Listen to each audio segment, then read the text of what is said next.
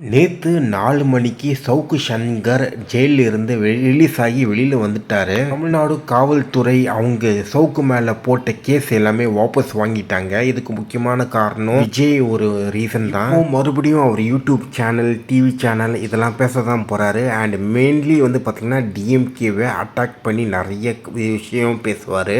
அதுக்கப்புறமா முக்கியமா அந்த ஐஸ்கிரீம் அதிகாரி அது பத்தியும் நிறைய பேசுவாரு. அவர் ஜெயிலில் நடந்த சம்பவம் இதெல்லாமே நிறைய பேசுவாரு.